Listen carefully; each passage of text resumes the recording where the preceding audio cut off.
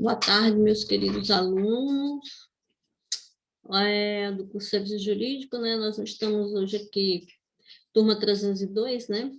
Vamos trabalhar aqui com a disciplina de Noção de Direito Processual Penal. Sejam todos bem-vindos, um abraço a todos vocês. Quer dizer que eu estou com saudade de vocês, né? E hoje a gente vai trabalhar aqui sobre as fontes do direito processual penal, tá? A gente já fez uma introdução, né? Direito processual penal. Hoje a gente vai trabalhar diretamente aqui com as fontes do direito processual penal. Fontes do direito processual penal. Fontes do direito entende-se tudo aquilo que contribui para o surgimento das normas jurídicas, que são tradicionalmente classificadas em fontes materiais, substanciais ou de produção. Trata-se aqui de verificar quem tem competência para produzir a norma jurídica, tá? Quem seria o ente, né, com essa capacidade para produzir as normas jurídicas. No caso do direito processual penal, compete principalmente à União, tá, a produção das normas jurídicas. Porém, essa competência ela não é exclusiva, pois, em certos casos específicos, os Estados Federados e o Distrito Federal também poderão elaborar normas relacionadas ao direito processual penal. Isso aqui são casos específicos, né? E são bem difíceis, né? Mas que pode ocorrer, certo? Mas a competência mesmo é da União para legislar sobre processo penal. Fontes formais. O que seriam as fontes formais? As de cognição ou revelação. São aquelas que revelam a norma criada, né? Elas classificam isso aqui em fontes formais imediatas, diretas ou primárias, e elas compreendem as leis, tá? Constituição Federal, as leis ordinárias, os tratados e as convenções. Temos também que entender o que seriam fontes formais mediatas, indiretas, secundárias ou supletivas. Compreende os princípios gerais do direito, a doutrina, o direito comparado, os costumes, a jurisprudência e a analogia. Depois nós vamos estar explicando cada um deles, tá? O que significa cada um e qual é o objetivo de cada um deles.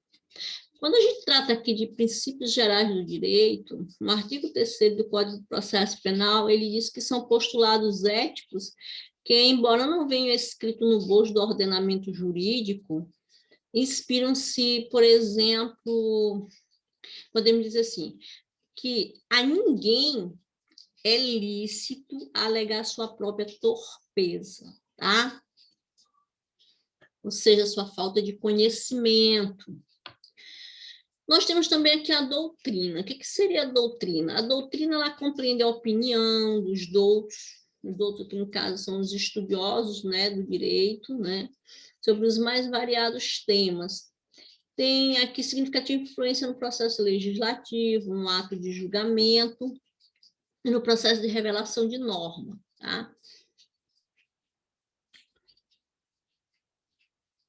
Nós temos também aqui o direito comparado. O que nós podemos entender aqui como direito comparado? O direito comparado são as normas e os princípios jurídicos de outros países, tá?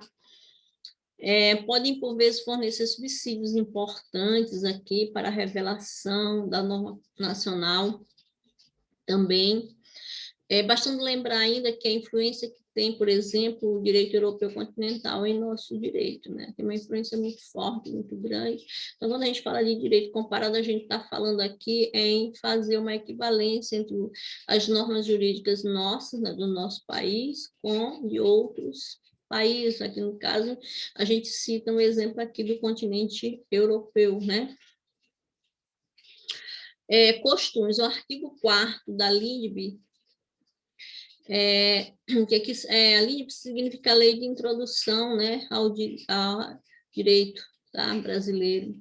Então, aqui são condutas praticadas de forma reiterada. Quando eu falo em costume, São condutas praticadas de forma reiterada, em relação às quais se adere uma consciência de obrigatoriedade, né?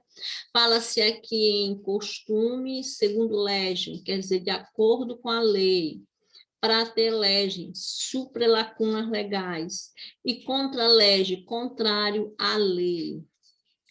Esta última espécie de costume é, em regra, proibida pelo direito, tá? Não se utiliza no direito o que é contrário à lei, esse tipo de costume não se utiliza aqui em nosso país, tá certo?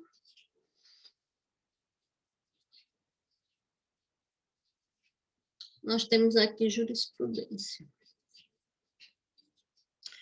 O que a gente entende aqui por jurisprudência? Jurisprudência trata-se do entendimento judicial reiterado, tá? Sobre determinado assunto. É uma importante fonte de revelação do direito, tá? A jurisprudência. Temos também que a analogia, de acordo com o artigo 4º da Lei de Introdução ao Direito Brasileiro, é uma forma de autointegração da lei, segundo Mirabete, né, 2002, página 54.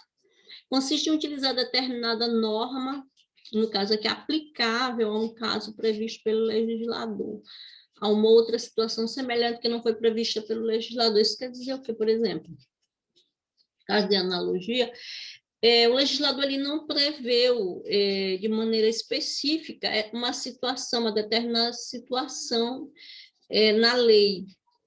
Mas existe um caso que ele é parecido, né, com essa situação, então ele pode usar essa situação, tá? Uma forma de autointegração, né, da lei aqui, né, e aplicar esse caso, né, que é parecido, né, semelhante a uma outra situação também semelhante, tá certo? Então, isso pode ser feito. Então, hoje aqui, gente, nós falamos aqui das fontes, tá? Do direito processual penal, tá?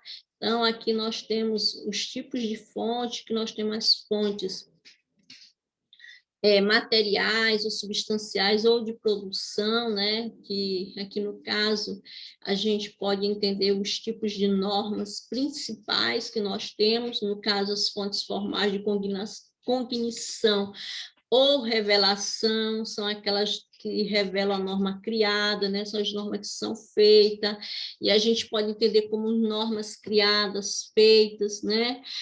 Nós temos as fontes formais imediatas, diretas ou primárias, e elas compreendem o quê? As leis, a Constituição Federal, as leis ordinárias, os tratados e as convenções, tá?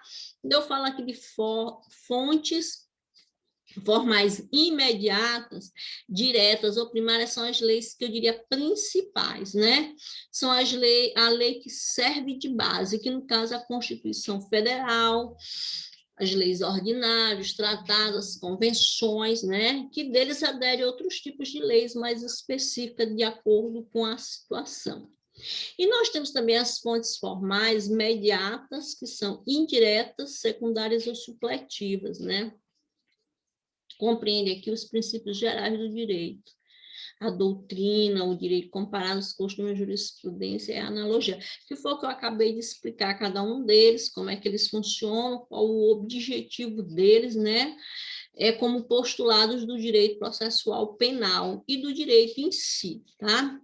Eu espero que vocês tenham conseguido compreender.